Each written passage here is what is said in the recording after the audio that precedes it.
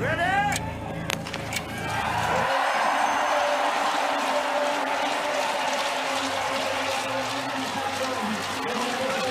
coup d'envoi est donné, c'est le début de 10 jours formidables sur la chaîne L'équipe au rythme de ces mondiaux de biathlon.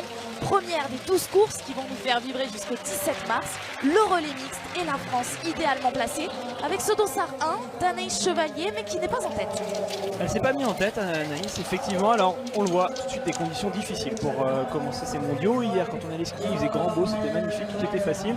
Là tout de suite c'est déjà plus compliqué, on voit que ça neige pas mal, alors à l'image ça se voit un peu mais en vrai c'est encore pire, ça gêne les biathlètes comme d'habitude, la neige vient se mettre partout donc on voit des coups qui sont bien protégés, on voit des lunettes au vert blanc et pour bien protéger, même si Anaïs on voit elle a choisi des verts un peu plus foncés, elles sont quand même pas mal à avoir mis des lunettes assez claires pour bien voir dans cette neige. Il va falloir jouer avec ça, les tapis sont bien enneigés pour l'instant même si on va les balayer, ça pourrait glisser, il va falloir rester vigilant. Elle en a l'habitude, Anaïs Chevalier, de ses premiers relais. Elle est quasiment tout le temps première relayeuse. Vanessa Hintz aussi en a l'habitude. C'est elle qui est en tête avec une petite surprise avec le dossard 9 de la Canadienne Rosanna Crawford. On a vu la Norvège aussi avec Marte Holzboe-Reuseland un petit peu plus loin. On imagine beaucoup d'excitation dans ce départ.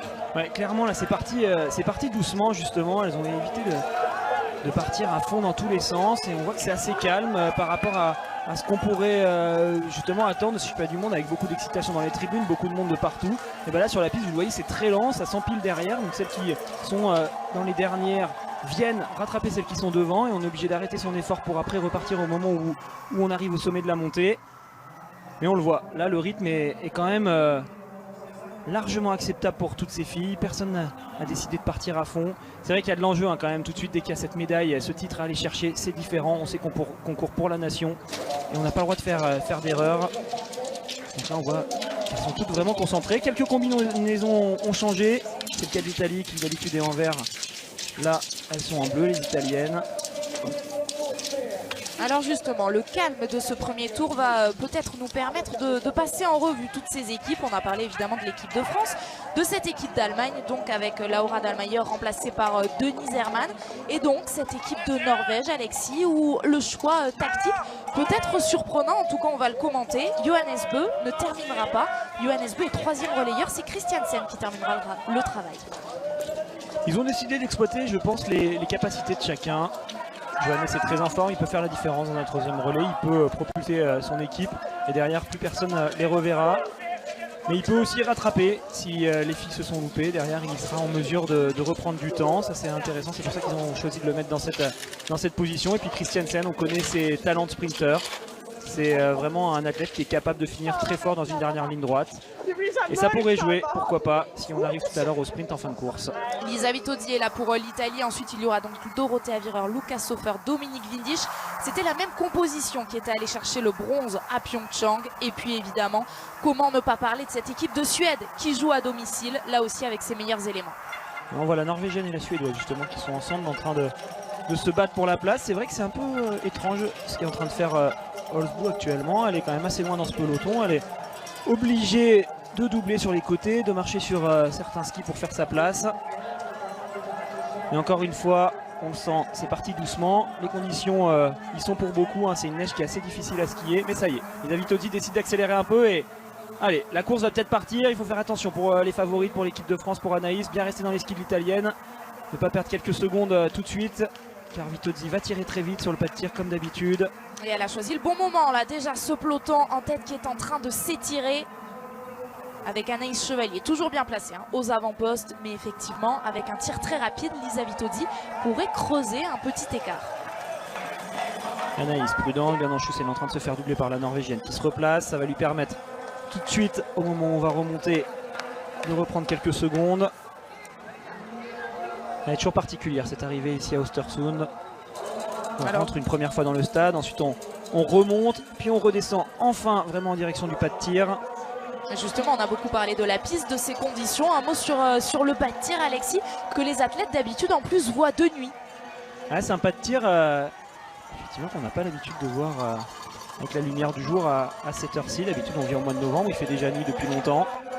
Mais là il fait bien jour, alors on le voit, il y a quand même les éclairages qui sont allumés pour qu'on puisse voir correctement. Vers les cibles, c'est légèrement allumé aussi.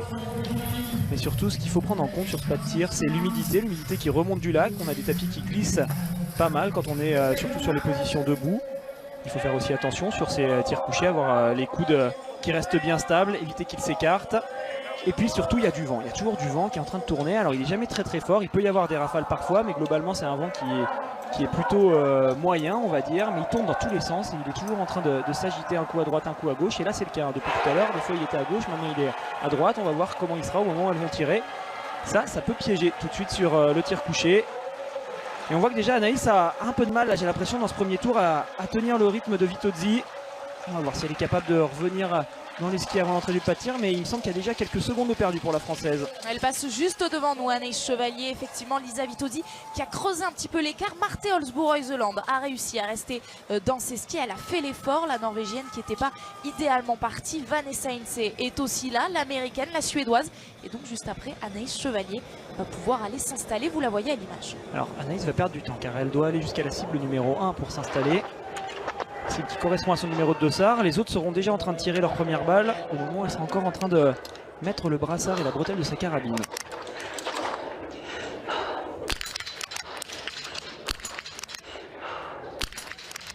Ah, ça part vite pour Vitozzi, vous le voyez, il y a déjà 4 balles qui ont été mises. Anaïs n'a toujours pas commencé. Et ce qu'on redoutait va donc se passer. Lisa Vitozzi va pouvoir ressortir en tête alors qu'il y a des erreurs pour la Suisse, 2 pour la France. L'Allemagne va pouvoir ressortir également. Attention pour Anaïs Chevalier. Ouais, attention, Anaïs là qui est en train de vivre un début de course compliqué. Ça s'est senti dans le premier tour et là tout de suite 2 fautes, ça va faire beaucoup. Il va falloir rattraper du temps. Allez, elle s'est bien reconcentrée. Une dernière pioche à mettre. Allez, c'est bien fait cette fin de tir pour Anaïs Chevalier. Vous l'avez vu, hein, les 2 premières étaient dehors, mais ensuite ça s'est bien passé. Elle va quand même pouvoir rester dans un gros groupe. Mais quel gros coup de Lisa Vitozzi. Ouais, mais là ça va déjà faire mal à Anaïs car elle va sortir avec du retard. Elle va devoir s'employer dans ce deuxième tour pour essayer de revenir au contact. On va voir à combien elle ressort très exactement. Anaïs, elle est ressortie 14e à 26 secondes. Ça fait déjà pas mal de temps de perdu sur l'Italie. Et surtout, on a des grosses nations qui sont ressorties devant. On a l'Allemagne, la Suède, qu'on avait mis parmi nos équipes favorites. Et puis la Norvège qui est ressortie en 8e position à 17 secondes. Ah, il va falloir travailler. Et puis bien sûr, s'appliquer sur le tir debout. Car pour l'instant, c'est un début compliqué pour l'équipe de France.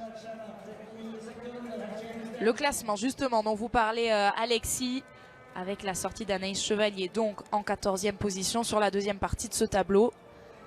Elle est juste là, l'équipe de France, avec 2 pioches et 26 secondes 8, donc désormais de retard, alors que Lisa Vitozzi, elle, est ressortie avec 7 secondes 5 d'avance. On revoit Lisa Vitozzi dans la première boucle qui l'a joué parfaitement bien.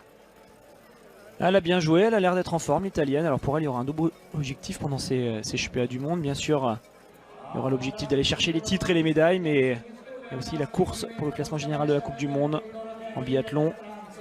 Les points comptent, les points des championnats du monde comptent pour le classement général de la Coupe du Monde. Donc il faudra être vigilant à ça. Il y aura une belle lutte avec Dorothea Virer, même si aujourd'hui elles sont dans la même équipe.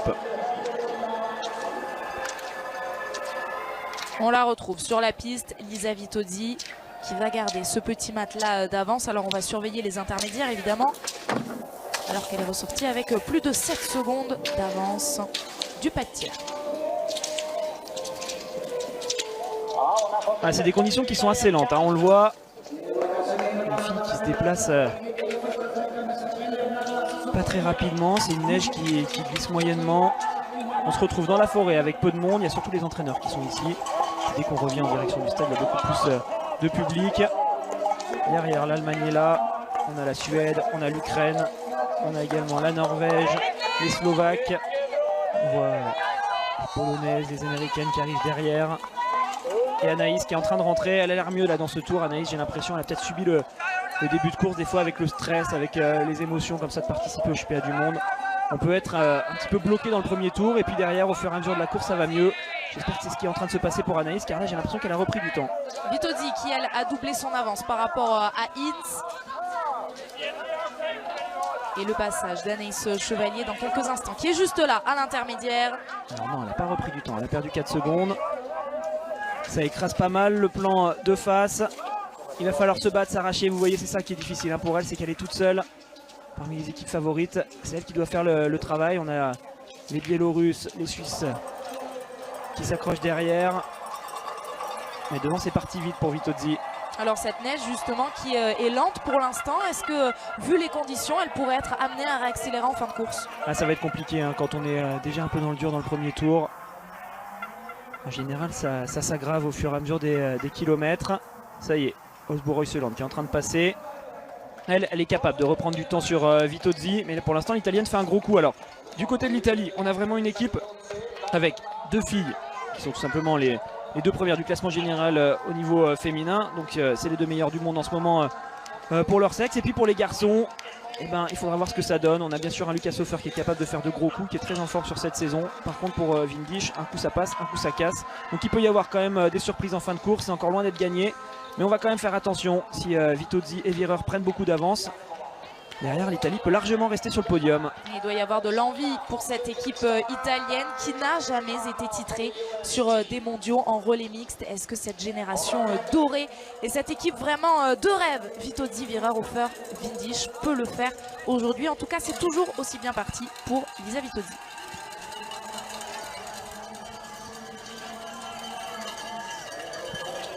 Vitozzi qui continue tout seul. Derrière, on va voir ce que ça donne avec Reuseland qui va passer à cette intermédiaire. Elle est à 10 secondes. Il y avait 17 secondes hein, entre les deux athlètes quand elle est sortie du pas de tir. Reuseland a quand même repris pas mal de temps. Elle est bien elle aussi. Elles sont là, les favorites pour l'instant sur ces deux premiers tours. La Russe qui passe. Et nous, bien sûr, on attend le chrono d'Anaïs qui est là sur la droite de votre écran. Juste derrière la chinoise, on va voir à combien elle passe. Elle était à 30 secondes au dernier intermédiaire, vous le voyez, il va forcément y avoir plus de temps. 38 secondes, allez c'est compliqué hein, pour Anaïs là dans ce deuxième tour. Et on voit hein, déjà de gros écarts qui ont été créés dès ces deux premiers tours. C'est rare hein, pour un relais d'avoir autant d'écarts comme ça. Mais encore une fois, c'est les conditions qui expliquent ce genre de choses. Plus c'est difficile à skier et plus les bonnes skieuses font la différence. Le retour de Lisa Vitozzi dans ce stade alors que les supportrices de l'Inperson pour la Suède eh bien, vont avoir de quoi être ravis également puisque la combinaison jaune de l'Inperson est juste là. Mais c'est Lisa Vitozzi qui va bien s'installer la première et qui pourrait encore creuser un petit peu plus l'écart. Marthe Holzbourg-Reuseland a bien travaillé hein, dans ce deuxième tour elle aussi pour rattraper du temps.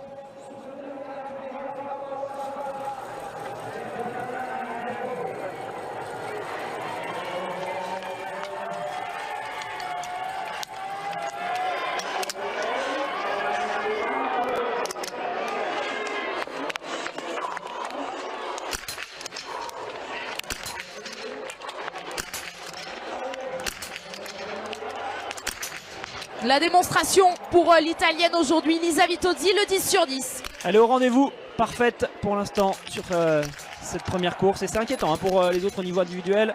Elle sera là, Vitozzi.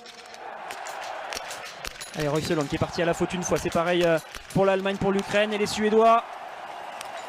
Et cette tribune en folie grâce au 5 sur 5 de l'Inperson. Alors que Anaïs Chevalier vient de s'installer sur le pas de tir pour le debout. Et il y a des erreurs, elle peut en profiter. Attention, c'est reparti pour la Slovaquie. L'Allemagne qui s'est fait peur, mais finalement, c'est bon, ça va pouvoir repartir. Allez, il faut vraiment aller chercher le 5 sur 5 à tout prix pour Anaïs.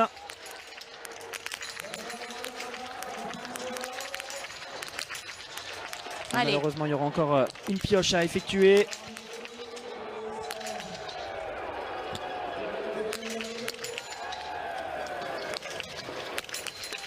Et qu'elle a été dure à lâcher cette dernière balle pour Anaïs Chevalier, mais elle s'en sort avec une pioche. Elle a eu raison de prendre du temps. Ah, c'est pas facile pour Anaïs, ça se sent depuis les premiers kilomètres. On a vu tout de suite, d'habitude elle prend la tête sur les relais, elle aime bien se mettre devant. Là elle s'est mise derrière et puis elle a perdu du temps dès le premier tour. Elle est à la bagarre, elle est en train de lutter. Et maintenant ça fait 1 minute de retard pour la France. Allez, il va falloir s'arracher dans le dernier tour, mais ça va être compliqué hein. Elle va reperdre du temps très certainement. On voit les techniciens qui sont là sur le bord de la piste pour l'encourager évidemment. Il faut rien lâcher, sur les relais il peut se passer encore beaucoup de choses. Mais il y a déjà de gros dégâts dans ce premier relais. 1 minute 01 de retard pour l'équipe de France. Et devant, surtout, on a plusieurs grosses équipes qui sont capables de rester désormais sur le podium, avec la Norvège, avec la Suède. La Suède deuxième à 16 secondes, la Norvège quatrième à 23 secondes. Alors qu'on revoit le ralenti de Vitozzi qui pour l'instant fait vraiment une course parfaite. Et Marte Olsboe-Reuseland qui a vraiment elle aussi assuré ce tir debout. Une petite frayeur avec 2 erreurs, mais bien loin de ce qu'on avait vécu à Salt Lake City où elle avait totalement craqué sur le tir debout. Elle était même allée sur l'anneau de pénalité. Elle était arrivée sur la ligne d'arrivée en larmes d'avoir eu l'impression de gâcher ce relais mixte. Là, elle va pouvoir avoir la sensation du travail bien fait.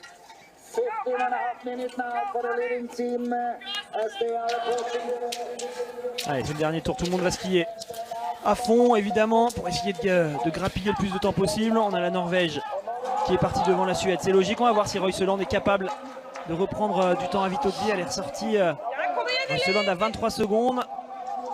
Ça a l'air d'être déjà un peu plus serré. Alors on va toujours se méfier de ce plan qui écrase pas mal. Et elle a l'air forte quand même, la Norvégienne. Oui, il y a moins. Le plan ne nous trompe pas tant que ça. 10 secondes seulement désormais entre Marte Olsboe-Reuseland et Elisa Vitozzi. Ah, c'est fou hein, cette image de voir déjà des filles qui sont extrêmement fatiguées comme ça alors que c'est la première course des championnats du monde. On a pourtant une piste qui est assez facile. Et ça montre hein, que ces championnats du monde qui arrivent en fin de saison peuvent nous créer des surprises. On a déjà fait une saison quasiment complète avant d'arriver ici. Tout le monde est déjà un peu fatigué. On a des conditions assez lentes au niveau de la glisse. Vitozzi qui a pris de l'avance sur la suédoise. Et par contre la norvégienne qui est un peu plus vite qu'elle. On va attendre bien sûr les intermédiaires pour l'équipe de France, voir combien ça passe pour Anaïs Chevalier. Et pour l'instant, le plan se déroule à merveille pour Lisa Vitozzi. Tout donner dans ces derniers mètres pour accroître encore un petit peu l'avance. Donner le relais à Dorothea Virer en tête avec ses 6 précieuses secondes. Mais Marte Olsboe-Reuseland, la menace en chasse, elle est bien là. Elle aussi fait l'effort jusqu'au bout. Et pendant ce temps-là, Anaïs est passée au dernier intermédiaire. Elle est 17e à 1,09 actuellement.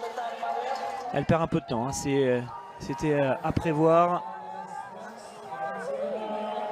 Il va vraiment falloir que Julia Simon soit dans un grand jour pour relancer tout de suite cette équipe de France. Car il va y avoir beaucoup de retard une fois qu'on va arriver sur la ligne d'arrivée. On voit des drapeaux français, des drapeaux Made in Jura. Il y a pas mal de monde qui s'est déplacé pour venir encourager cette équipe de France.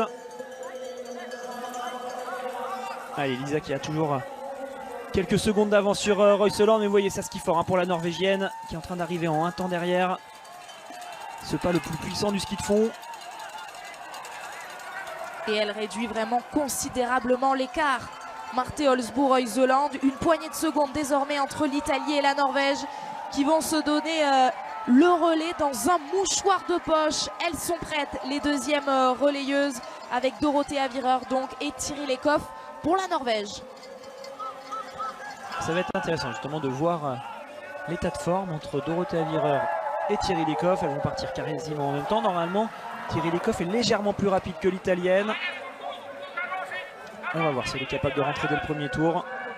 Et oui, car nous ouvrons ces championnats du monde avec une course collective, mais les courses individuelles, elles commenceront bien demain. Le sprint féminin, on vous donne rendez-vous à partir de 15 h demain pour ce sprint féminin.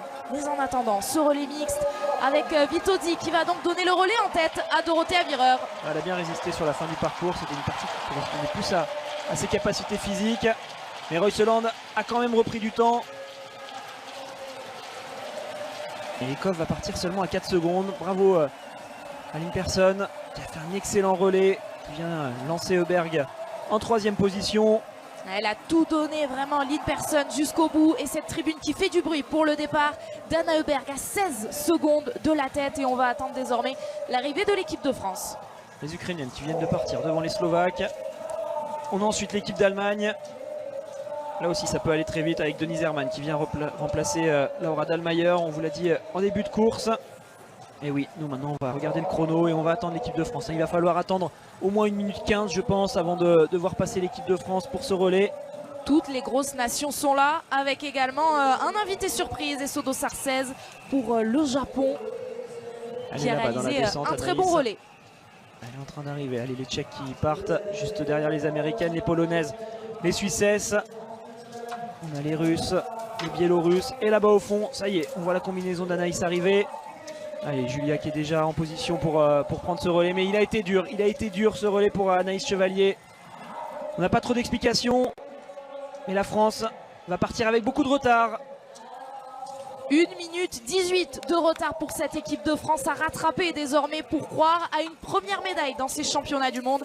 La suite de ce relais mixte, c'est juste après une petite pause.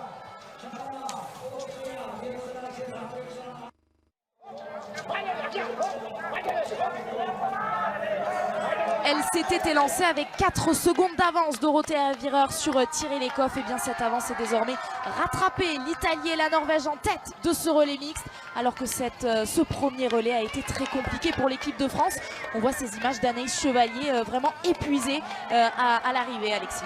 Ah, ça a été compliqué. Dès le premier tour, on a senti qu'elle était dans le dur. Alors est-ce que c'est elle qui était pas bien? Est-ce qu'il y a eu un autre problème au niveau du matériel? C'est impossible de savoir pour l'instant. On attendra bien sûr ses explications. Mais ce qui est sûr, c'est que dès le début, elle a dû se battre. Et ça a été compliqué. Il y a eu plusieurs pioches sur le tir couché. Ensuite, il y en a eu une sur le tir debout. Et elle a perdu pas mal de temps face au meilleur à ski. Allez, devant, on retrouve l'Italie et la Norvège. Il y avait 4 secondes entre les deux, mais c'est assez logique que Thierry Lecoff rentre tout de suite comme ça sur Dorothée Avireur. Pour l'instant, on ne va pas tirer d'enseignement sur ce qui vient de se passer. Par contre, derrière, il faut faire attention. L'Allemagne est en train de rentrer. Elle était partie assez loin, Denise Herrmann. Et tout de suite, elle a fait parler ses capacités de très bonne skieuse. Et elle est rentrée assez facilement dans les skis de Berg, qui pourtant avait plus de 10 secondes d'avance. Donc là, elle temporise désormais, l'Allemande. Denise Herrmann qui se rappellera sans doute au bon souvenir d'Östersund. C'est là qu'elle s'était imposée pour la toute première fois de sa carrière. On s'en souvient, en décembre 2017, elle avait gagné le sprint et la poursuite. La poursuite qu'elle a aussi remportée à Salt Lake City il y a quelques semaines. Elle est en forme, Denise Herrmann. C'est la plus rapide de cette saison pour l'instant. Attention donc à ce changement qui pourrait être bénéfique à l'équipe d'Allemagne. Mais encore une fois, c'est bien sur le pas de tir que ça va se décider. C'est vraiment la carte joker de cette équipe d'Allemagne, Denise Herrmann. C'est la fille qui peut tout vous faire basculer dans un sens comme dans l'autre. Elle est extrêmement rapide en ski, donc si elle tire bien, forcément elle ramène tout le monde devant. Par contre, si elle laisse parler ses vieux démons sur le pas de tir, elle peut faire beaucoup d'erreurs et dans ce cas-là, ça peut repartir dans l'autre sens. Mais en ce moment, on le sent, elle est en train de progresser, Denise Herrmann. Elle commence à accumuler de la confiance. Elle a fait une belle semaine aux États-Unis. Et c'est aussi sur le pas de tir que tout va se jouer entre Dorothée Avireur et Thierry Lecoff. On les connaît, les difficultés de la Norvégienne par rapport surtout au talent incroyable de l'Italienne sur le pas de tir où elle en fait sa spécialité. On a de fortes tireuses qui sont Dorothée Avireur et Anna Öberg pour la Suède. Et puis on a 2 très fortes skieuses qui sont Thierry Lecoff pour la Norvège et Denise Herrmann pour l'Allemagne. Attention, attention Dorothée Avireur, le vent a changé. Ne pas se faire avoir.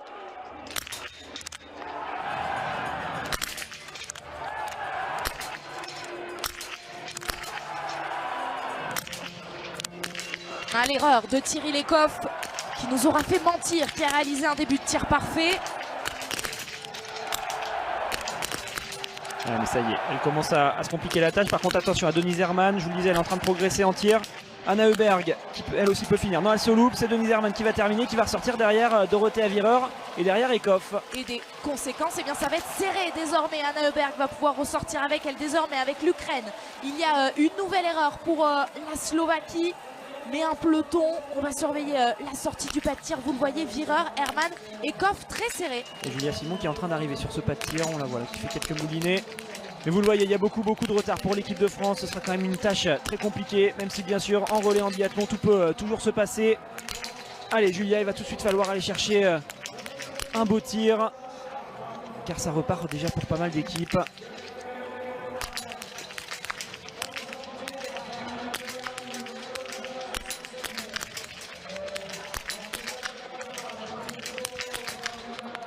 Elle avait bien commencé. Julia Simon, un tir précis, rapide surtout, qui aurait pu faire gagner de précieuses secondes à la France. Malheureusement, il y aura une balle de pioche. Ouais, c'est ça la difficulté, hein. Quand on est derrière, on veut s'affoler et du coup, on fait des erreurs. Ça y est, une deuxième balle de pioche. Elle va reperdre du temps finalement au lieu d'en gagner. Julia sur ce tir. Allez, une troisième faute, décidément. C'est compliqué pour les filles. Attention, il faut la mettre, cette dernière, ne pas aller sur cet anneau de pénalité. Oh, c'est bon, pour l'équipe de France, on a eu peur, hein, parce que l'anneau de pénalité, vraiment, ça aurait été très compliqué. Allez, elle a perdu ses lunettes, ouais, c'est compliqué, hein, pour les filles. Il y a de la pression sur cette course et elles sont vraiment en train de la subir de plein fouet. On le voit, les lunettes de Julia qui sont restées là-bas, à côté de sa cible. Et la réalisation qui reste bien sur cette équipe de France. Et on le voit, 1 minute de 27 de retard désormais. Ça va être compliqué cette course pour tout le monde. Alors que devant, c'est parti fort pour 3, même 4 grosses équipes favorites. L'Italie, l'Allemagne, la Norvège et la Suède. Alors derrière, pour cette équipe de France, il y a Simon Détieux, il y a Martin Fourcade. On va y croire jusqu'au bout forcément, mais qu'elles sont fortes les nations devant. Et oui, c'est ça, Alexis, qui va faire la difficulté de cette remontada pour l'équipe de France. Avec Dorothea Virer qui s'est bien reprise après s'être fait vraiment peur. Alors on va voir justement à quel endroit viennent taper ces balles. On voit qu'il y a des tendances droites, donc elle a dû les perdre sur la droite de la cible. Le vent change souvent, donc sur les tirs couchés, il faut faire très attention. Mais oui, bien sûr, on va espérer une belle remontée de l'équipe de France, mais clairement, ça va quand même être difficile, hein. On va pas vous mentir, il y a quand même pas mal de retard, et surtout devant, on a des équipes qui sont parmi les grosses équipes qu'on avait cochées. Et Denise Herrmann qui est devant. Elle est en train de faire un début de relais parfait. Et attention, hein, si les bonnes skieuses se mettent à bien tirer, ça va faire des dégâts. Et ça s'est bien regroupé désormais en tête de ce relais mixte. On attendait du spectacle, et bien on va en avoir avec l'Allemagne, la Norvège, l'Italie, la Suède, mieux qu'en embuscade. 16 secondes à peine pour Anna Öberg derrière ce trio de tête. On va voir ce que ça va donner pour Öberg. Elle n'a pas l'air en grande forme sur les skis pour l'instant. Elle est face à 3 athlètes qui vont très vite. Denise Herrmann et Thierry Lecoff sont régulièrement les 2 meilleures skieuses du circuit. Virer est bien sur cette saison, donc Öberg, elle n'a pas le choix d'attendre. Elle est obligée de rester dans cette situation où elle fait ce qu'elle peut, mais on le voit, la Suédoise est en train de perdre du temps, car devant ça skie à 3. Et notez bien juste après cette course le rendez-vous à partir de 18h30, l'équipe d'Estelle qui reviendra évidemment largement sur l'impensable élimination du PSG en Ligue des Champions. 18h30, donc ce sera après cette course et le débrief. On va vraiment avoir beaucoup de choses à dire à l'issue de ce relais mix qui est loin d'être terminé. Que ce tir debout déjà à mi-course, Alexis, va être passionnant pour ces 3 équipes de tête. Ouais, on a vraiment 4 équipes, hein, qui se détachent pour le podium. Bien sûr, les Ukrainiens pour l'instant sont encore là. Est-ce qu'ils seront capables de tenir jusqu'à la fin de la course? On va voir. C'est des athlètes qui tirent bien en général, donc ils peuvent vraiment faire la différence à ce niveau-là. Mais sinon, on le voit, hein, ces 3 équipes qui sont en tête. Et puis la Suède qui forcément a coché ce rendez-vous sur un relais ici à domicile. Il faudra compter avec eux. Là, on va arriver sur un tir debout. C'est la spécialité de Dorothea Virer. Pour les 2 autres, c'est en général beaucoup plus compliqué. Mais elles sont capables malgré tout, Denise Herrmann et Thierry Lecoff, d'aller chercher un 5 sur 5. Et si elles le réalisent, attention, attention, car derrière les garçons, pour l'Allemagne ou pour la Norvège, sont quand même de sérieux clients. Et oui, pour la Norvège, ce sera nul autre que Johannes Bö, le leader du classement général. Champion du monde en titre, Johannes Bö. Il y aura aussi un champion du monde face à lui, avec l'Allemagne de Arne Pfeiffer, du très beau monde. Allez, Anna Öberg qu'on voit dans cet effort et toujours cet écart qui ne faiblit pas. 17 secondes de retard pour la Suède. Il y avait 9 secondes en sortant du pas de tir, donc elle a perdu logiquement pas mal de secondes, mais elle est capable, hein, sur le pas de tir de reprendre du temps. C'est un pas de tir qu'elle connaît bien. Elle s'y entraîne tous les jours, comme la plupart des sites, hein. Il y a une piste de ski à roulettes en goudron qui est en dessous de la neige. Et ça permet aux athlètes de s'entraîner ici toute l'année. Allez, on arrive pour ce tir debout. Dernier tir pour les filles avant de passer le relais aux garçons. Il va être important. Denise Herrmann qui a l'air très bien en ski. Thierry Lecoff qui s'accroche. Virer n'a pas bronché dans ce tour. Elle est restée tranquillement derrière. Il va y avoir du vent qui tourne légèrement, mais ce ne sera pas du vent très fort, normalement c'est du vent qui n'influe pas sur les tirs debout. Mais attention, la pression des championnats du monde, la pression de la médaille et du titre peut tout changer.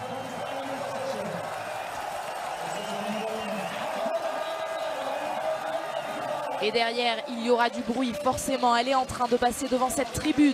Anna Heuberg, devant tout un peuple, pourrait profiter de la moindre brèche, la moindre ouverture de ces trois filles. Alors attention, Vireur est en train de passer à côté des coffres. Ah, c'est bon. Ils ont bien respecté l'ordre d'arriver sur le pas de tir pour tirer sur tir debout.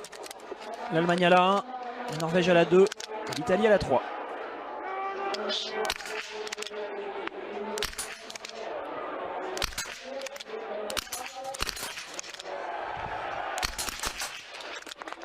Attention, il y a des erreurs un petit peu partout. Je le disais, Anna Heuberg pourra en profiter. 2 pour l'Italie, 1 pour la Norvège, 1 pour l'Allemagne. Ah, il y a de la pression, ça se voit. Dès qu'on arrive sur un championnat comme ça, la première course est toujours particulière. Et c'est Dorothea Vireur qui va s'en sortir la première. Suivie d'Anna Heuberg. Quel tir d'Anna Heuberg qui va être rejointe par Thierry Lecoff. Ouais, Thierry Lecoff est ressorti juste devant la Suédoise, juste derrière l'Italienne. Par contre, vous voyez, c'est l'équipe d'Allemagne là qui est en train de perdre pas mal de temps. Denise Herrmann peut revenir quand même, hein, malgré tout. Elle va pas sortir avec beaucoup de secondes de retard. Allez, il va y avoir une quinzaine de secondes, un peu plus, peut-être 17-18 secondes quand elle va passer à l'intermédiaire. Elle est capable d'en reprendre une dizaine sur les skis dans le dernier tour. C'est dur pour cette équipe d'Ukraine également. La République tchèque a pu ressortir, la Russie également avec Yurlova. C'est bon pour la Slovaquie, pour l'Ukraine. Et l'équipe de France qui arrive à son tour sur le pas de tir. Allez, là il y a moyen de reprendre des places, il y a moyen de reprendre du temps pour Julia sur ce tir. Alors oui, le podium est déjà loin, mais au moins essayer de repasser aux alentours de la 7e ou 8e place, ce serait bien.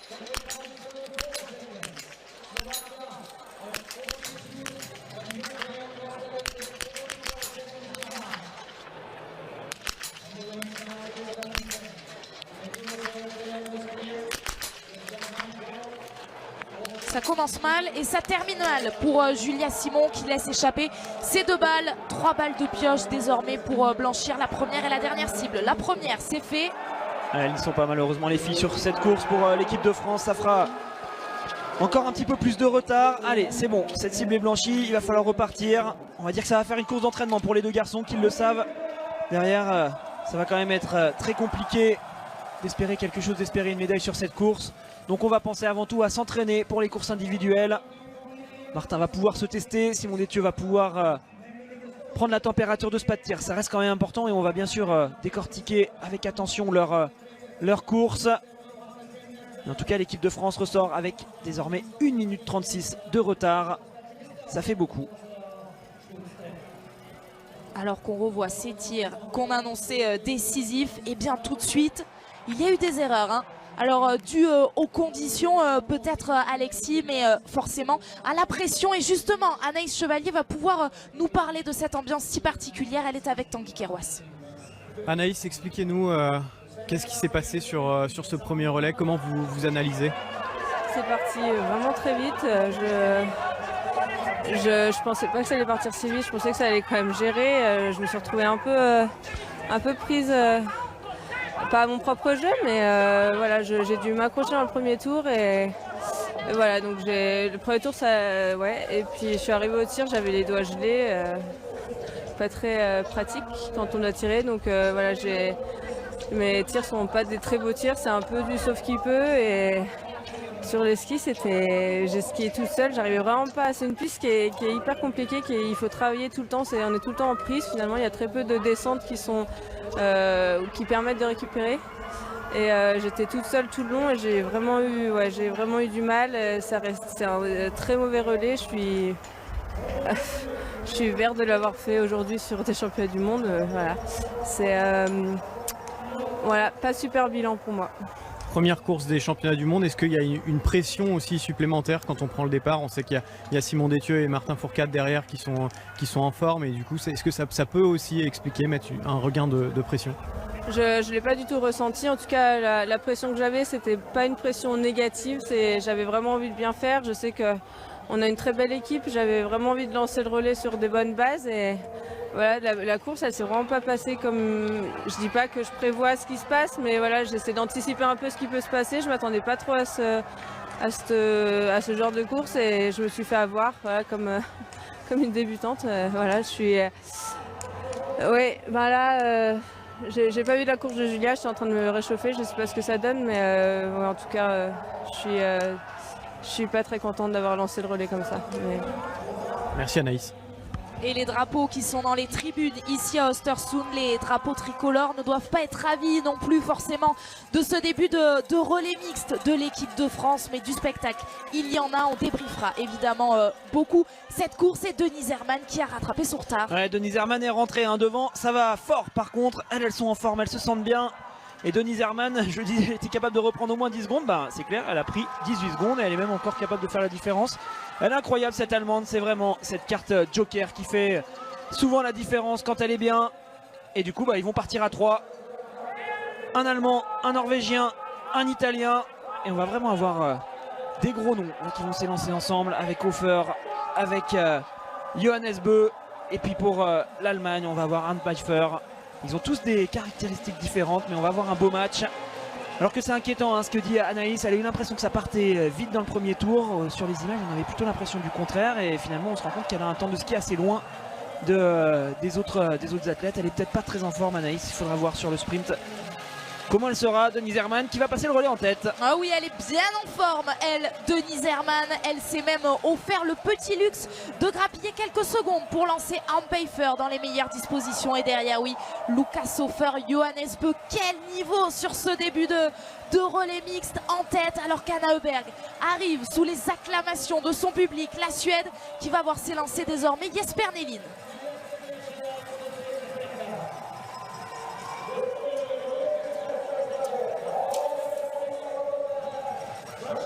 Ouais, et ils sont là, c'est parti fort d'entrée.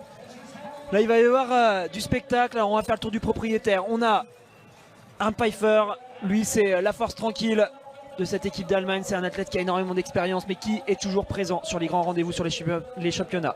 Lukas Hofer, athlète extrêmement performant au niveau du ski. En tir, on va dire c'est soit ça passe soit ça casse. Et puis Johannes, est-ce qu'il y a besoin de le présenter? Je pense pas. Leader du classement général de la Coupe du Monde chez les hommes en ce moment. Il est à la fois performant sur les skis et sur le pas de tir.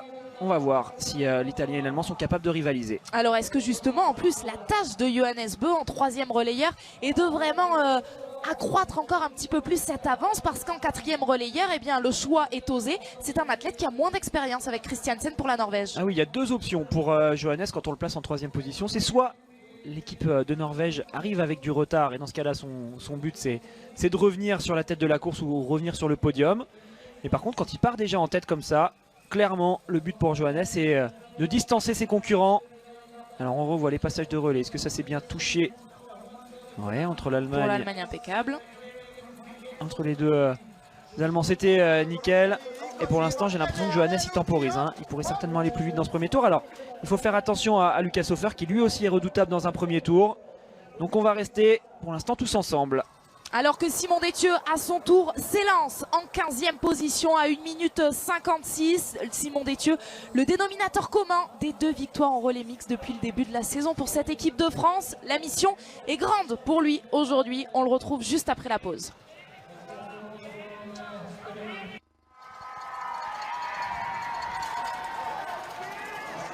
De retour à Östersund pour l'ouverture de ces championnats du monde. Et malheureusement, eh bien, en tête de cette course, il n'y a pas de Français, mais du spectacle, il y en a. Et surtout, Alexis, un statu quo pour l'instant entre la Norvège, l'Allemagne et l'Italie. On voit que c'est des athlètes qui se connaissent bien, qui s'entendent bien, à l'image de ce que vient de faire Johannes. Là, il s'est décalé sur la gauche, Arndt Pfeiffer est tout de suite passé. On ne s'est pas trop regardé là. C'est des athlètes qui sont en train, déjà dans un premier temps, d'assurer la médaille de bronze au moins, d'assurer le podium. On voit qu'on est à 3 équipes, on fait tous le travail pour essayer de distancer le 4e. Et puis ensuite, on réglera les affaires pour vraiment aller chercher le titre. Mais dans un premier temps, le but c'est vraiment comme ça de partir à 3. Et pour eux, l'objectif c'est de distancer les Suédois qui sont pas loin derrière, qui sont actuellement 4e. Et Johannes en tout cas n'a pas cherché à accélérer dans ce premier tour. On voit Lukas Hofer là, qui s'étire légèrement les doigts. Arrivé en étant bien mobile tout de suite. Avoir des bonnes sensations au niveau du bout de ses doigts pour appuyer correctement sur la détente. Alors normalement le plus sûr sur le pas de tir c'est Arne Pfeiffer. Lucas Hofer il est capable de tirer très vite, de s'installer, c'est lui qui s'installe le plus vite hein. Lucas Hofer il enlève et il remet sa carabine extrêmement rapidement. Et un tir c'est pas toujours ça. Et puis Johannes, et ben on va voir ce que ça donne. Il a connu une semaine compliquée aux États-Unis. Est-ce qu'il est bien en tir cette semaine? On va voir ça. En tout cas sur le pas de tir il y a toujours du vent, ça vient de changer. Désormais ça souffle assez fort vers la droite. Il va falloir être vigilant au niveau des réglages.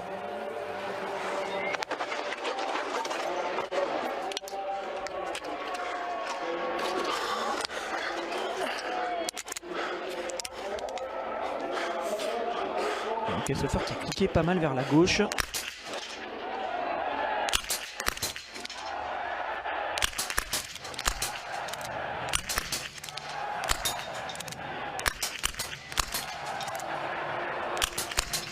C'est Johannes Beu qui va pouvoir ressortir le premier. Ouais. Lucas Hofer, une erreur. Arne Pfeiffer aussi, mais Arne Pfeiffer va pouvoir ressortir quand même assez vite derrière le Norvégien. Pfeiffer qui a tiré vite. Il pensait que c'était terminé, il a voulu partir et c'est ce qu'est en train de faire Lucas Hofer. Lucas Hofer il est trop rapide des fois sur son installation. Et il est tellement prêt à remettre sa carabine au dos hyper vite qu'il en oublie de mettre la balle dedans. Il a dû utiliser 2 pioches pour faire tomber la dernière cible. Ça pourrait permettre aux Suédois de reprendre du temps, mais on le voit. Pour l'instant Jesper Nelin lui aussi est parti à la faute. Attention les Suédois qui sont en train de laisser partir le podium. Là aussi il y a de la pression à domicile pour Jesper Nelin qui a du mal en plus. Les Russes qui sont en train de se replacer hein. Malichko. Oui les Russes c'est une nouvelle combinaison. On n'a pas trop l'habitude de ces couleurs mais c'est bien lui. C'est bien un Russe, c'est bien Malichko qui repart. Et les Suédois qui sont en train de faire du surplace sur ce pas de tir. Il a sauvé les meubles, Jesper Nelin. Il va pouvoir aller chercher le Russe et le Tchèque dans cette nouvelle boucle. Simon Détieux qui est dans le dernier virage avant de rentrer sur ce pas de tir. On est avec les Slovaques à l'image. Et nous on va suivre bien sûr avec attention le tir de Simon. Vous l'apercevez justement, il est en train d'arriver avec le dossard 1, Simon Détieux.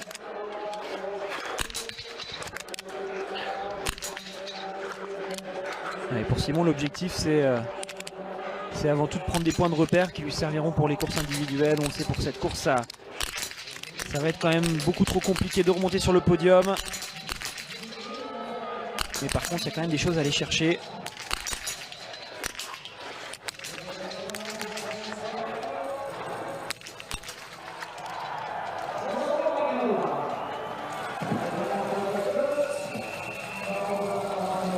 Et dommage, l'entrée en matière n'est pas parfaite pour Simon Détieux. La dernière balle est dehors. Alors est-ce qu'elle est due à de la précipitation, à de la pression, aux conditions? En tout cas, il réussit à blanchir la dernière cible assez rapidement. Il repart tout de suite. Alors il se retrouve au milieu du pas de tir, Simon, alors qu'il a réglé à la cible numéro 1. Et le vent est différent sur cette cible numéro 1. On l'a vu hein, pendant le tir de l'Allemand Pfeiffer qui était à ce premier tapis. Lui, il avait un vent quasiment nul, alors qu'à côté, le fanion était en train de bouger. Et Simon Détieux doit modifier ses réglages s'il veut rester bien en face de la cible. On va voir ce qui va se passer désormais sur la piste, car Johannes est ressorti en tête. Est-ce qu'il a laissé l'Allemand rentrer ou au contraire est-ce qu'il a décidé d'accélérer pour tout de suite faire la différence? On va voir ce que ça donne dès qu'on aura les prochaines images. Il a été prudent hein, sur ce premier tir. Johannes, c'était un tir appliqué, pas du tout engagé. L'important c'était de repartir avec le 5 sur 5. Il a réussi à le faire. Et à l'image, Pfeiffer a l'air de bien résister pour l'instant. Alors justement, il est là cet intermédiaire. Il y avait 1 seconde 7 de retard à la sortie du pas de tir. Il y en a à peine plus, oui, quelques secondes de reprise, mais en effet, l'Allemand qui résiste bien. Alors qu'information sur la sortie du pas de tir de Simon Détieux, il est sorti en 13e position à 2 minutes 06. Julia Simon a dû suivre ça. Elle est justement avec Tanguy. Julia, c'était compliqué aujourd'hui pour vous. Vous êtes parti avec du retard et le retard il s'est accumulé. C'est vraiment une course d'ensemble pour l'instant compliquée de l'équipe de France. Ouais, je suis parti dans l'urgence. J'étais un peu en panique, mais voilà, j'étais en panique. Voilà, j'ai pas réussi à faire ce que je voulais derrière la carabine, à rester bien concentré. Je me suis fait un peu avoir par le vent.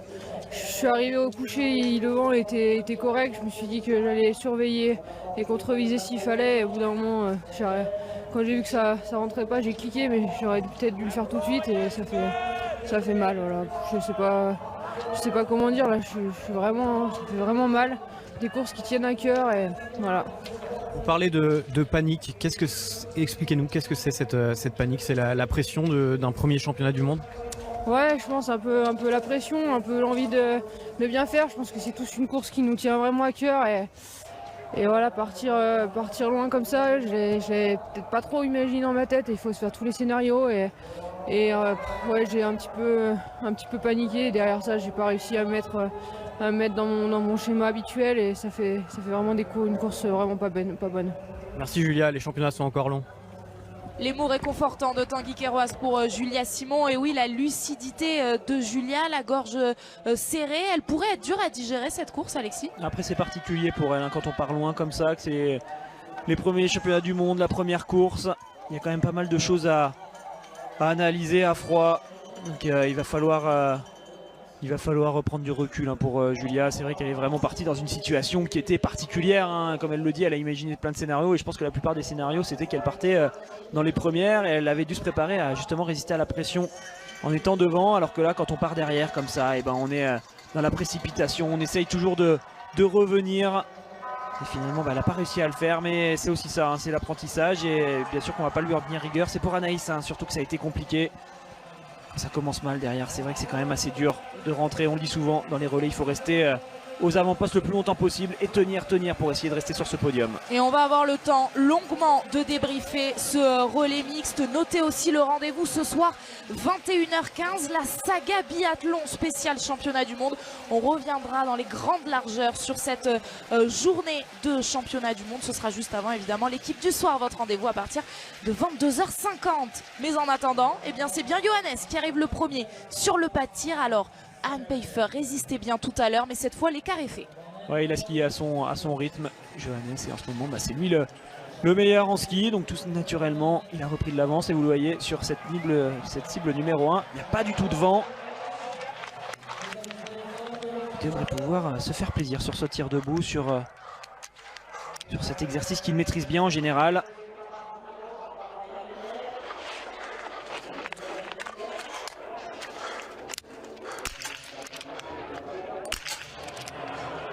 Il vous fait mentir, Johannes Beu, avec les deux premières qui sont dehors. Alors il a décidé d'engager, il se replace légèrement au niveau de ses pieds. Il tire quand même vite, hein, Johannes. Donc malgré les deux erreurs, s'il est celle-ci, il va repartir avec pas mal d'avance. Ah oui, cette fois c'est fait pour Johannes Beu. Il va ressortir en tête de ce deuxième tir. Alors est-ce qu'il va être rejoint rapidement par Pfeiffer? Oui, l'Allemand réussit à sauver les meubles. En revanche, c'est difficile pour Hofer. Ouais, Hofer, je vous le disais, hein, c'est vraiment un athlète qui peut passer complètement à côté d'un tir. Et là, attention, car derrière, il y a les Russes qui arrivent. Et il n'a plus le droit à l'erreur, tout simplement. Il a Hofer, sinon il va sur la note pénalité.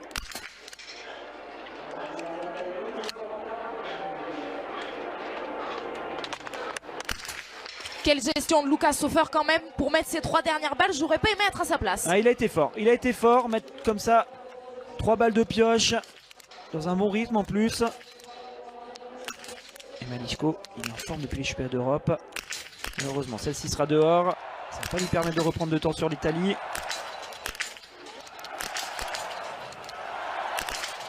Ah, ils veulent aller trop vite les athlètes, hein. Tous ces athlètes qui sont en chasse pour le podium, ils finissent pas le travail. C'est les Tchèques qui s'en sortent le mieux. Attention, Maliszko, plus le droit à l'erreur, sinon c'est la note pénalité. Le Suédois, il y a la pression. Il est obligé de se replacer. Il n'y aura pas d'anneau de pénalité pour Maliszko. Il ne faudrait pas non plus qu'il y en ait pour Jesper Nelin. Ça ferait tâche quand même. Il va falloir se concentrer pour mettre cette toute dernière balle. C'est sa dernière chance. Et il n'y aura pas d'anneau de pénalité. C'est bon pour Jesper Nelin qui va pouvoir ressortir. Mais oui, là il a perdu beaucoup de temps. Ouais, le podium est parti bien devant, alors qu'on voit Simon Détieux qui lui a repris pas mal de place. Il vient s'installer juste derrière l'Ukraine. On va voir ce que ça va donner au niveau du temps de Johannes Beu, qui est ressorti avec 7 secondes d'avance sur Pfeiffer. Mais il pourrait bien y avoir 20 secondes sur la ligne d'arrivée. 20 secondes d'avance pour la Norvège. Ce serait compliqué d'aller les chercher. Est-ce qu'il est capable de mettre 10-15 secondes à tout le monde dans ce dernier tour? Lucas Hofer, lui, à 35 secondes. Il y a déjà beaucoup de retard. Moravec pour les Tchèques à plus d'une minute. Et pendant que Martin Fourcade est en train de s'échauffer, vous le voyez sur les images de Tanguy, c'est à nouveau compliqué sur le pas de tir pour Simon Détieux, qui lui non plus n'a plus le droit à l'erreur désormais pour ne pas avoir la sanction de ce tour de pénalité. C'est bon.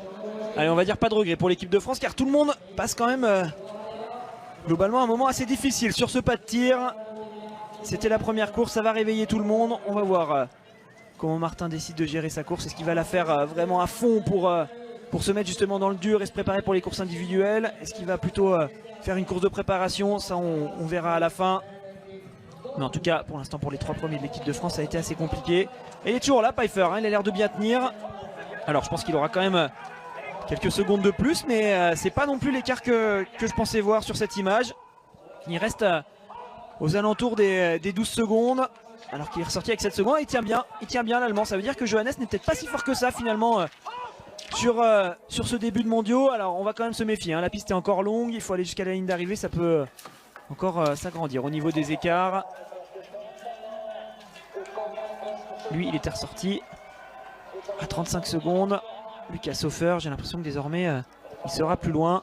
C'est Pfeiffer, hein, qui a l'air d'être plutôt en forme. Je le disais, c'est un athlète qui est capable de vraiment préparer un grand rendez-vous. Il est excellent pour ça, Pfeiffer. Il va toujours chercher une médaille sur les Jeux Olympiques, toujours chercher une médaille sur les mondiaux. Et il a l'air d'être bien encore une fois, alors que Lucas Hofer lui a perdu pas mal de temps sur le Norvégien. Et en tout cas pour l'instant, Arnd Pfeiffer, il est en position idéale pour aller chercher une nouvelle médaille sur ces mondiaux d'Östersund. Arnd Pfeiffer, 3e relayeur. C'est Benedikt Doll ensuite qui s'élancera pour cette équipe d'Allemagne. Et Johannes Bö, lui, va mettre sur orbite son compatriote Christiansen. Ouais, j'ai l'impression qu'il a accéléré là. Clairement, Johannes Bö, il y a plus de 12 secondes il me semble. Il y a un plat montant là sur cette partie de piste. On peut vraiment faire la différence quand on est en forme.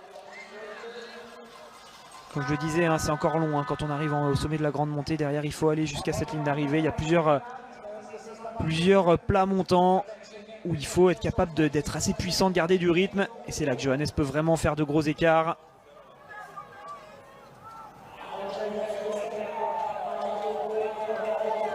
Ouais, ça skie bien, c'est solide pour Johannes, il relance encore sur cette fin de montée. Et on ne voit pas un Pfeiffer arriver alors que l'intermédiaire, il vient de le passer là. L'intermédiaire, c'est ce gros poteau à droite de votre image. Alors, il y avait 12 secondes. Et il y en a désormais 15, davantage, oui. Mais il résiste quand même bien. Pfeiffer, il m'épate, hein, sur cette course. Je pensais qu'il perdrait beaucoup plus de temps dans le dernier tour. Ça tient bien. Johannes qui est obligé de s'employer, hein. On le sent là, il est à fond. Il n'y aura pas de victoire de l'équipe de France sur ce relais mix, mais il y aura beaucoup d'enseignements, vous l'aurez compris. Oui, pour l'équipe de France, mais également pour les autres nations. Avec Johannes Bö, qui donne tout donc dans les derniers mètres pour donner le relais en tête avec les Christiansen. Et les Norvégiens qui vont encourager jusqu'au bout. Désormais, il reste 2 tirs et 3 tours à effectuer pour lever les bras sur la ligne d'arrivée pour cette équipe de Norvège. Attention, parce que derrière, pour Christiansen, il y a du très solide avec Benedikt Doll. Ah, il est chaud Benedikt Doll.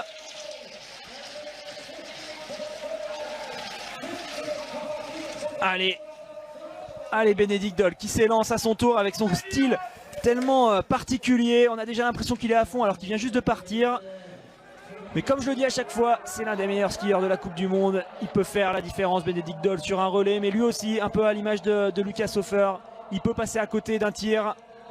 On va voir ce que ça donne pour l'équipe d'Allemagne. En tout cas, bravo Arnd Pfeiffer qui a fait un très bon relais.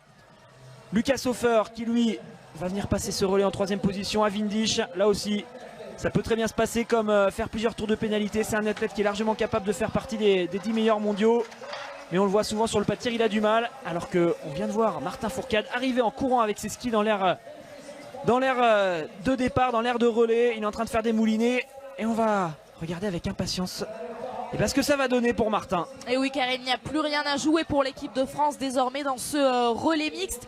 Mais il y a des choses à voir, à surveiller pour Martin Fourcade qui fait son grand retour à la compétition. Et il faut l'admettre, Alexis, on est plutôt confiant quand on voit l'envie qu'a pour l'instant Martin Fourcade avant de s'élancer.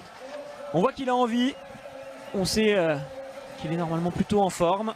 Par contre, il va tout de suite se retrouver confronté à une course qui est difficile. Alors, Il n'y a pas d'enjeu, c'est l'idéal hein, pour Martin, c'est la course de préparation parfaite pour aller se préparer pour les courses individuelles.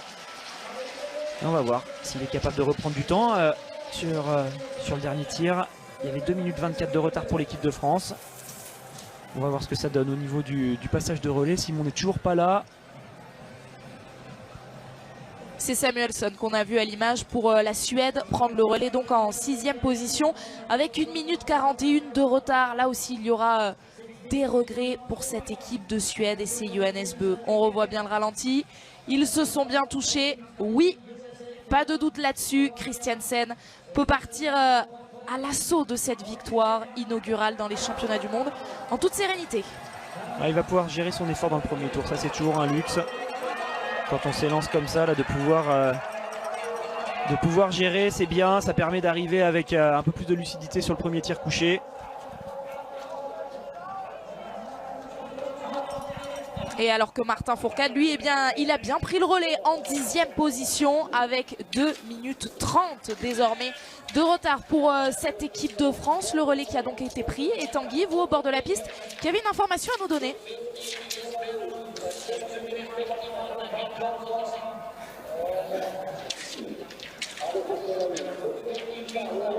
Favre qui est donc venu voir Martin Fourcade, qui a quitté sa jumelle pour aller glisser quelques mots à Martin Fourcade, qui a donc fait les 300 mètres qui le séparent. C'est étonnant de voir ça, un entraîneur quitter sa carabine pour aller parler à son athlète. Quitter sa jumelle, pardon.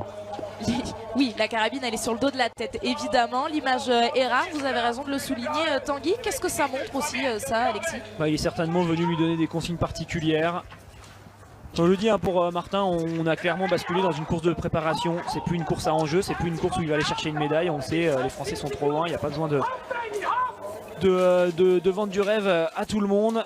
C'est beaucoup trop de retard, il y a 2 minutes 30 au passage de relais. Par contre pour Martin c'est important de tout de suite reprendre le rythme de la Coupe du Monde, de ces championnats du monde et de voir comment il peut se situer. Alors il y a peut-être des particularités au niveau du vent sur le pas de tir qui pourraient être importantes pour Martin et peut-être que Patrick est venu lui donner ces informations là au dernier moment. Alors justement quand on regarde au-dessus de cette équipe de France, il y a l'équipe de Slovaquie à 1 seconde seulement, l'équipe de Finlande à 2 secondes, l'équipe des États-Unis aussi. On peut espérer la remontée de Martin Fourcade en 7e position.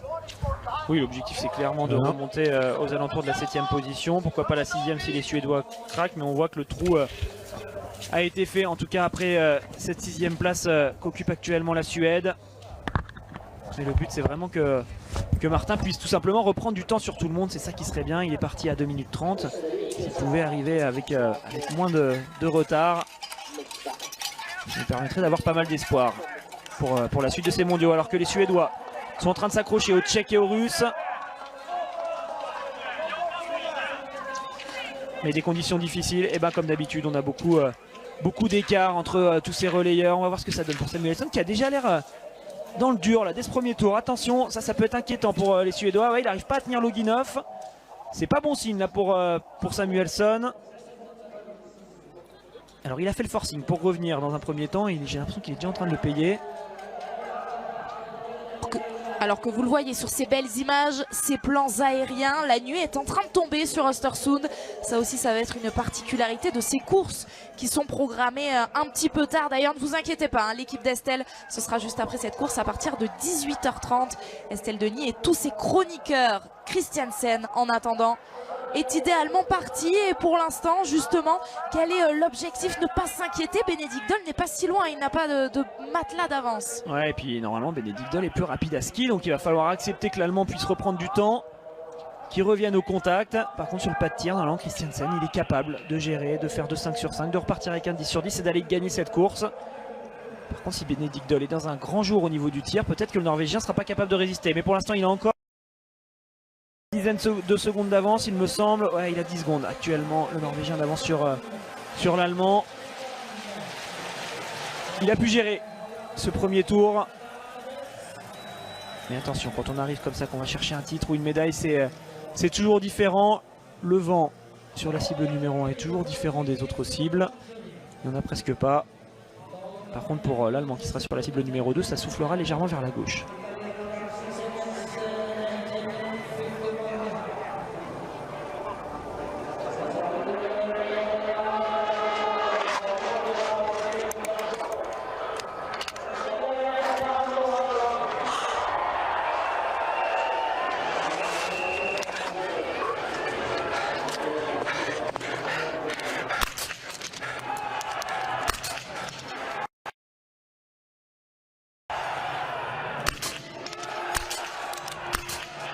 La gestion parfaite pour Vetle Christiansen qui lui aussi dispute ses tout premiers mondiaux.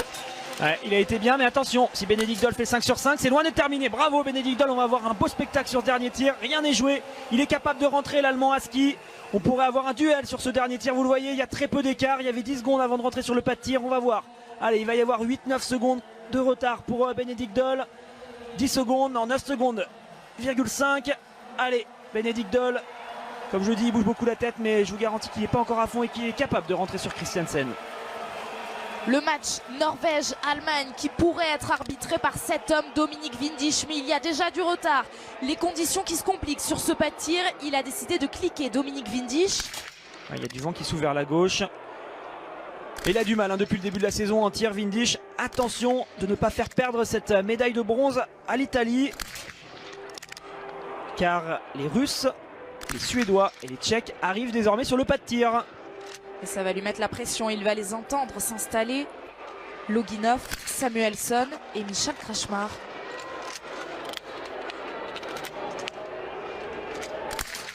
Il s'en sort bien, Dominique Windisch, il va pouvoir aller sauver pour l'instant cette médaille de bronze pour l'équipe d'Italie puisqu'il restera évidemment un dernier tir. Alors est-ce que eux vont réussir à se départager ?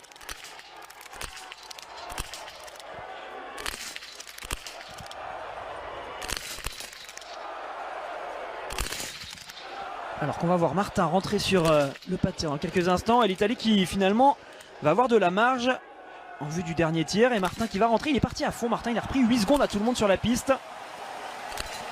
Allez, les Suédois qui s'en vont, les Tchèques également. Et Loginov qui est en train de faire du surplace. Et qui réussit à blanchir cette dernière cible, Alexander Loginov qui va pouvoir ressortir. Et on va voir le retour à la compétition de Martin Fourcade, le retour sur ce pas de tir qu'on a attendu ce moment longtemps.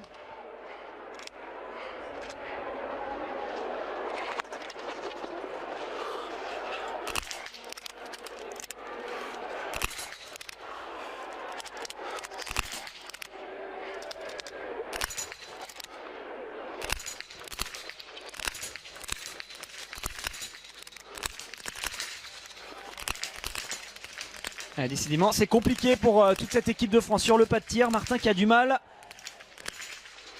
Alors, est-ce qu'il a un vent différent? Il n'a pas forcément cliqué. Il essaye peut-être de contre-viser. Il était bien parti. En tout cas, en ski, il est en forme. Là-dessus, il n'y a pas de problème. C'est sur le pas de tir là que ça coince pour Martin. Le Suisse, Jérémy Finello, lui, peut partir tranquillement devant. Les Ukrainiens viennent de terminer. Allez, Martin, il reste une cible à mettre. Ne pas aller sur la note pénalité, ce serait quand même dommage. C'est bon, elle est mise pour Martin.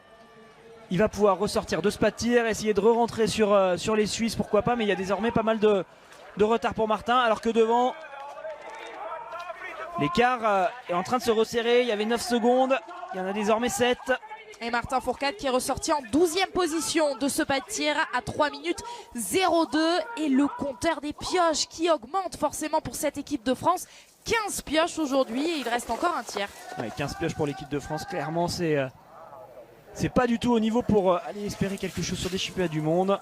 Alors justement cette course d'entraînement pour Martin Fourcade, assez étonnant quand même de le voir dans cette attitude derrière la carabine. Après c'est particulier, on a des conditions de vent qui sont spécifiques sur ce pas de tir. C'est vraiment sur le tir couché pour l'instant qui était en difficulté. Et le problème c'est que quand on ne sait pas vraiment où sont les balles derrière, même si on tire bien, on fait pas forcément basculer la cible. On verra sur le tir debout comment il se sent. Après là c'est sûr il s'est fait avoir, donc au moins ça va lui servir de leçon. Mais ce qui était intéressant c'était surtout son premier tour où il est parti vite à ski et où il a repris pas mal de temps. Allez, l'Italie pour l'instant qui la tient, sa médaille de bronze, il va falloir être solide sur le dernier tir, sur le tir debout pour Windisch. Mais il y a quand même de la marge, il va avoir le temps de louper une ou deux balles. Car derrière, pour les Suédois, les Tchèques et les Russes, il y a eu là aussi des erreurs. Il y avait 30 secondes entre Windisch et Samuelsson à la sortie de ce 7e tir. Par contre, on va avoir un beau match pour le titre, ça va être intéressant. J'ai vraiment hâte de voir à nouveau la Norvège et l'Allemagne à l'image. Est-ce que Benedikt Doll est capable de rentrer dans les skis du Norvégien d'ici le pas de tir? Ça va être compliqué, il y a quand même 7 secondes. Christiansen c'est quand même un bon skieur, même si Doll normalement est légèrement plus fort. Christiansen ça reste quand même quelqu'un qui va vite. Justement, alors on n'a pas été beaucoup en réussite sur nos pronostics tout à l'heure, mais si vous deviez donner une tendance, Alexis, sur le duel qui nous attend entre Christiansen et Benedikt Doll. Alors normalement, Christiansen est plus fort au niveau de ses tirs debout, il est plus solide, il est capable de bien gérer la pression. Benedikt Doll, c'est un peu soit ça passe, soit ça casse. Il est capable de faire un tir de folie et de ressortir devant le Norvégien, mais il est aussi capable d'aller 2 fois sur l'anneau de pénalité. Et on le voit, il y a toujours 5 secondes d'écart à peu près entre la Norvège et l'Allemagne. Ils ne vont pas arriver tout à fait ensemble. Benedikt Doll n'a pas réussi à rentrer. On va voir si Christiansen laisse rentrer la pression dans sa tête. S'il est bien dans son tir, normalement, Christiansen, il fait un 5 sur 5, il s'en va, on n'en parle plus. Mais par contre, s'il pense à ce titre, ça peut tout changer, ça pourrait permettre à l'Allemand de revenir. Il y a une bonne glisse pour les Allemands, là, il est en train de reprendre beaucoup de temps là, dans ce shoot. Benedikt Doll, il va être vraiment juste derrière le Norvégien. On va l'avoir ce duel. Et vous l'aurez compris, avec cet écart, l'équation n'est peut-être pas si simple que ça. Mais pour s'assurer quelque chose, Christiansen le sait, oui, c'est le 5 sur 5 obligatoire. Le cas échéant, Benedikt Doll ne raterait rien pour s'engouffrer dans la brèche laissée par le Norvégien. Cette équipe d'Allemagne, championne du monde en titre de ce relais mixte, où il ne faisait pas partie justement, Benedikt Doll, de cette équipe. À tir égal, on va dire que normalement Benedikt Doll est censé être devant Christiansen. Mais attention, Christiansen est excellent au sprint. Il est capable de bien finir tout à l'heure en fin de course. Et déjà, il va falloir passer ce tir debout. Allez, c'est maintenant que ça se joue. Pour aller chercher ce titre, ce premier titre de ces championnats du monde d'Östersund 2019.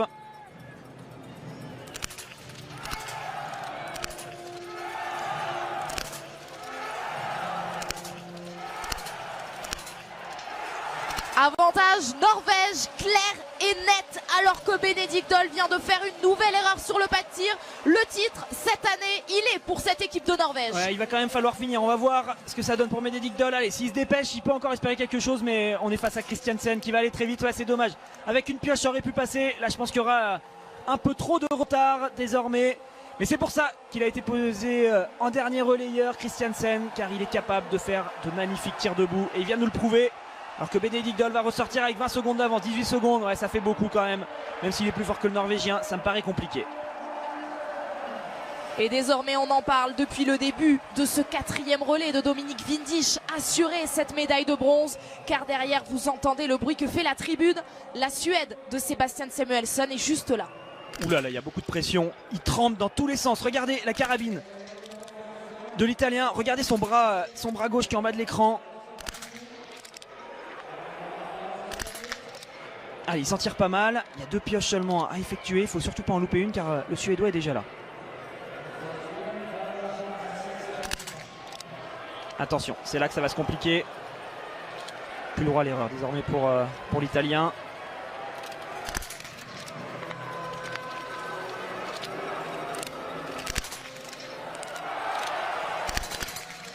Oh, elle est dedans pour Dominique Windisch, que ça a été tendu. Et en plus, Sebastian Samuelsson lui offre la liberté, lui offre un peu d'air avec 2 erreurs. Ouais, c'est parti pour l'Italie et ça rentrera plus pour les Suédois. Il y a trop d'erreurs. Il a tout tenté, hein. Le Suédois, il avait en point de mire l'Italie, mais il a vu que ça partait. Si Windisch avait raté sa balle de pioche, peut-être que ça aurait été différent. Allez, c'est les Russes qui vont aller chercher cette 4e place à la sortie du pas de tir. Mais attention aux Tchèques qui vont être là aussi pour se battre.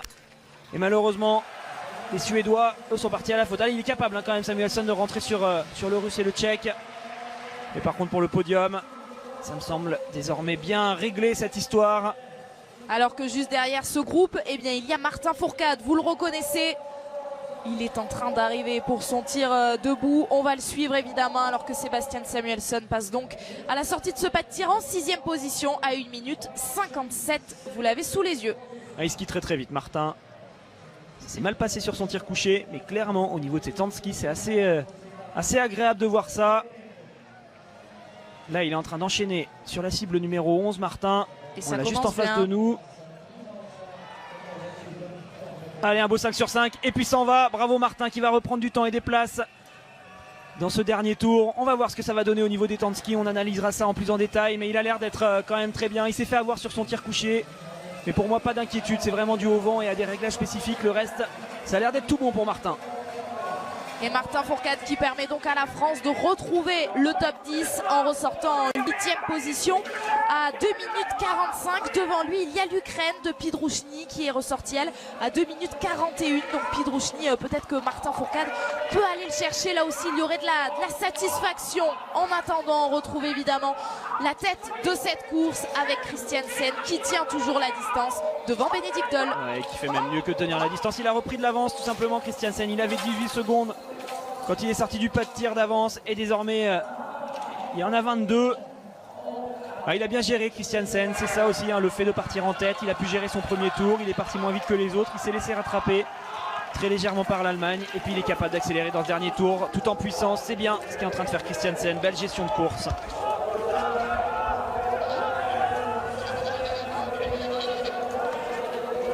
Bénédicte Doll qui est là, pourtant pas loin derrière, mais il le sait, hein, on rentre pas comme ça sur Christiansen. Et puis même s'il finissait par rattraper le Norvégien au sprint, non, le Norvégien est plus fort que l'Allemand. Donc il va déjà falloir tenir cette médaille d'argent qui est déjà pas si mal pour cette équipe d'Allemagne qui a dû se passer de Laura Dahlmeier au dernier moment. Et qui se passe aussi, on ne le verra pas hein, si vous nous rejoignez seulement maintenant dans toute cette préparation pour les mondiaux. On vous a vraiment fait monter en puissance. Il n'y aura pas non plus Simon Schemp qui ne disputera donc pas d'autres courses cette saison. Effectivement, il a décidé d'arrêter sa saison. Il ne se sent pas assez bien pour participer à ce championnat du monde. Donc il se prépare pour l'année prochaine. Hein. Il n'a pas annoncé la fin de sa carrière, c'est uniquement la fin de sa saison. Windisch toujours 3e, ça tient bien pour l'Italie. Elle va être là, cette première médaille de ces mondiaux pour les Italiens. Les Russes actuellement 4e, mais on le voit, le Suédois est en train de rentrer. Il était ressorti 5e. Il était ressorti 6e, pardon. Non, il n'arrivera pas, je pense, à rentrer sur Loginov. Il y a quand même pas mal de retard. Il a réussi à rattraper le Tchèque Michal Krachmar. Le petit coup d'œil derrière d'ailleurs pour voir où en est le Tchèque. Mais il y est bien passé devant Sébastien Samuelsson. Ça va être dur en effet d'aller chercher Alexander Loginov. Mais c'est cette ligne d'arrivée désormais que l'on va guetter avec Bénédicte Doll qui continue de faire l'effort. Ouais, Christiansen s'est relâché. Hein. C'était assez rigolo de voir cette image où Christiansen descendait tout tranquillement en regardant l'Allemand arriver. Il le sait, hein, il a course gagnée, il n'y a plus rien à faire, il ne pourra jamais rentrer l'Allemand. Donc il a déjà relâché son effort. Regardez, il est en train de finir tranquille là. Il fait sa récup, il contrôle juste l'Allemand à distance. Alors il y avait 17 secondes de dernière intermédiaire, il y en aura du coup normalement un peu moins sur la ligne d'arrivée. Mais il a bien géré le Norvégien. Il a fait le beau 5 sur 5 au moment où il fallait. Il faut juste prendre à gauche pour aller chercher la ligne d'arrivée, pas rester à droite. Et c'est tout bon pour aller chercher le premier titre pour la Norvège. Les tout premiers mondiaux pour Vetle Christiansen qui débute de la meilleure des manières par un titre avec ses coéquipiers. Le relais mixte appartient désormais à la Norvège. Ils sont les nouveaux champions du monde de cette spécialité après avoir laissé échapper le titre à l'Allemagne en 2017, à la France en 2016, à la République tchèque en 2015. Désormais, ils récupèrent leur titre de champion du monde et derrière, une magnifique équipe d'Allemagne vient chercher l'argent. Ouais, ils ont été là, les Allemands et les Norvégiens, les Norvégiennes et les Allemandes pareil. Ils le méritent d'être sur le podium, d'aller chercher ce titre pour les Norvégiens, d'aller chercher ce titre de vice-champion du monde pour les Allemands. Et puis belle course de l'Italie. Les filles ont fait le boulot, les garçons ont tenu. Il y aura une médaille de bronze et elle va faire plaisir à tout ce peuple. Comme à Pyeongchang, aux derniers Jeux Olympiques, la composition était la même. Lisa Vitozzi, Dorothea Virer, Lukas Hofer et Dominique Windisch.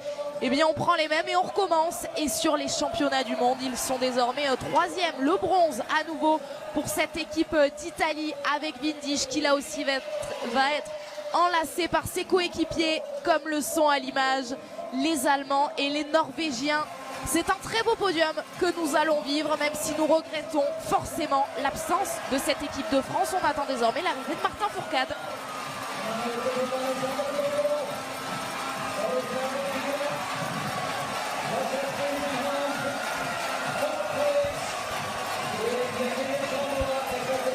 Et en attendant le français, eh bien c'est le russe Alexander Loginov qui passe la ligne en 4e position. Sébastien Samuelsson ne sera pas parvenu à récupérer le russe.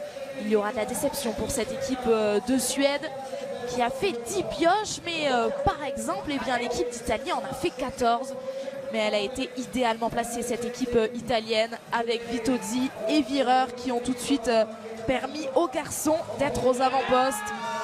Et le sourire des Norvégiens Allez, normalement les Ukrainiens devraient arriver derrière et ensuite ce sera au tour de Martin Fourcade qui, encore une fois, est en train de bien skier dans ce dernier tour. Il a l'air d'être rapide, il a repris pas mal de temps à tout le monde. On analysera ça vraiment en détail avec les analytiques.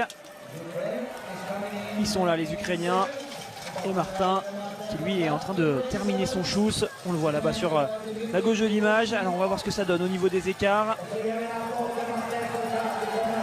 Il était ressorti du dernier tir, Martin. Alors là il est en train de dérouler, j'ai l'impression là dans sa dernière ligne droite, mais il était ressorti à 2,45. Il a repris quelques secondes en finissant tranquille. Il a l'air d'être bien. Martin, avant de parler de votre cas individuel, c'est d'abord un échec collectif cette course pour l'équipe de France. Ouais, c'est parti trop loin d'entrée pour pouvoir espérer jouer quelque chose. Alors voilà, c'est la loi du relais. Des fois, il y a la possibilité de remonter. Aujourd'hui, ça a été bon devant et nous, on n'a fait que s'enfoncer, je dirais. Donc, c'était pas une belle course pour l'ensemble de l'équipe. J'avais dit ce matin aux collègues qu'il y avait 4 équipes qui se battraient pour l'or, que ce serait la Norvège, l'Allemagne, l'Italie et la France. Eh ben, on a été les seuls à ne pas tenir notre rang et c'est bien dommage aujourd'hui. Est-ce que vous croyez que quand Martin Fourcade est au départ d'un relais avec le reste de l'équipe, ça peut mettre la pression sur les coéquipiers? Non, je ne pense pas. Et voilà, je crois que c'était le désir de tout le monde que je cours. Ensuite, voilà, aujourd'hui, il n'y a pas de secret. En partant à 2 minutes, c'est impossible pour moi comme pour quiconque sur la Coupe du Monde de faire quelque chose. Donc, c'est le jeu et parfois ça démarre mal et c'est compliqué d'inverser la tendance quand un relais part sur des mauvaises bases et quand on ne reste pas au contact de la tête. Parlez-nous de votre course. On a eu le sentiment sur la première partie de course en tout cas que vous étiez à fond et que ça répondait plutôt bien dans les jambes. Quelles étaient les sensations? Ouais, la première partie de course ça a très bien répondu. Alors j'en ai peut-être un peu trop mis. Vraiment rien compris sur ce tir couché où je me suis retrouvé un peu perdu entre les clics que j'avais mis et qu'a priori j'aurais pas dû mettre. Et on va falloir débriefer avec les coachs sur ce couché, un beau debout mais en ski il y a eu des belles choses sur le début. Il en manquait un petit peu sur la fin mais j'espère que ça m'aura décrassé pour le sprint. C'est une course qui vous donne de la confiance? J'essaie de pas penser à ça, j'ai envie d'aborder le sprint de la meilleure des façons et qu'il y ait eu cette course ou pas, ça change rien pour la course que j'aurai à faire samedi. Il y aura des belles choses à faire, la possibilité de jouer quelque chose en mettant les balles et en étant régulier. C'est ce qu'on n'a pas réussi à faire aujourd'hui avec 15 fautes pour un relais de haut niveau, c'est 10 de trop, donc c'est dire la défaillance collective au niveau du pas de tir aujourd'hui et puis même sur les skis il en a manqué parce que les Italiens avec 14 pioches sont sur le podium, donc voilà c'est une course à oublier pour l'ensemble de l'équipe de France. On a vu qu'il y a eu beaucoup de fautes, beaucoup de pioches chez les Norvégiens, aussi chez les Italiens, chez les Français. Comment ça s'explique? C'est un début de championnat du monde, il y a de la pression, tout le monde en met un peu trop? Alors, j'aurais du mal à débriefer pour les autres. De mon côté, le debout était assez simple. Il y avait vraiment zéro raison de louper des balles debout aujourd'hui. Couché, c'est un tir un peu plus technique. On a réglé à la 1 et on a tiré vers la 12. Donc c'était pas du tout les mêmes réglages et j'ai pas réussi à recréer le vent de la cible numéro 1 sur la cible numéro 12. C'est ce qui doit expliquer ces erreurs. Il faut que je débriefe avec les coachs de tir. J'ai pas eu encore l'occasion de le faire, mais voilà un peu d'incompréhension pour moi sur ce coucher et après des choses encourageantes sur la seconde partie de course.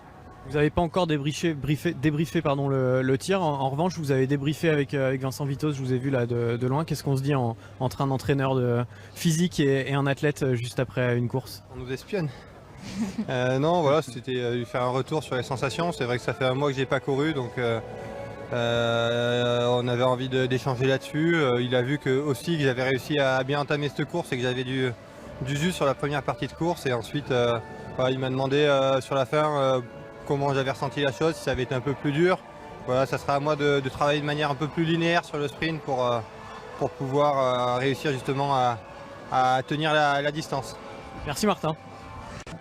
Je souhaite vraiment qu'ils arrivent à inverser la tendance et qu'ils rebondissent tous, comme l'a dit Martin, en effaçant celle-ci. Et voilà, en tirant juste les enseignements qu'il ne faut pas s'endormir, que les autres sont là et que pour être devant, il faut mettre les balles au fond, quoi. Et dès demain sur le sprint femmes, évidemment, on vit la cérémonie bien sûr en direct tous ensemble. Patrick Favre, Vincent Perrault également, l'entraîneur Porel, l'entraîneur de tir de cette équipe de France féminine qui sera au micro d'Alexis. Mais le podium tout d'abord, priorité à vous Anne-Sophie pour vivre ensemble ce podium. Et après la médaille de bronze sur les Jeux Olympiques à Pyeongchang en février dernier sur ce même relais mixte avec ces 4 mêmes athlètes dans le même ordre, Lisa Vitozzi, Dorothea Virer, Lucas Hofer, Dominique Windisch viennent cette fois prendre une nouvelle médaille de bronze sur les championnats du monde. Il faut vraiment compter sur cette équipe d'Italie et cette magnifique génération.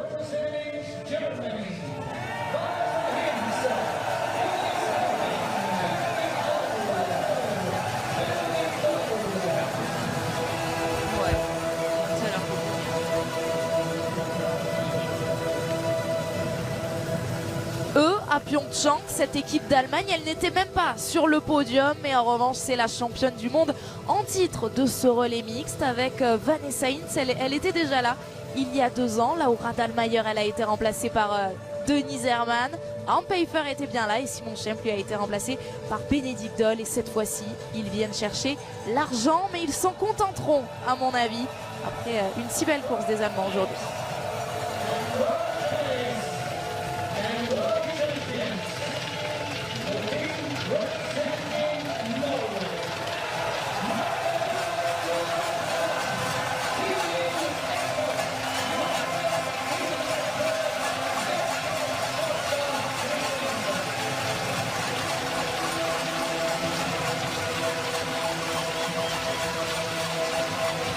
Ils étaient totalement passés à côté à Salt Lake City avec exactement la même composition. Marte Holzbourg, Heuseland, Thierry Lecoff, Johannes Bö et Vetle Christiansen. Alors oui, à Salt Lake City, l'ordre était différent. On avait d'abord fait débuter les garçons avant les filles. Et bien cette fois, les garçons ont bien fait terminer puisque ces 4-là offrent le tout premier titre de ces championnats du monde à Östersund, à la Norvège, et le sourire radieux en effet de Johannes Bö notamment, qu'on risque de revoir tout au long de ces championnats du monde. C'était la première des 12 courses, je vous le rappelle, et le premier titre donc est décerné à la Norvège.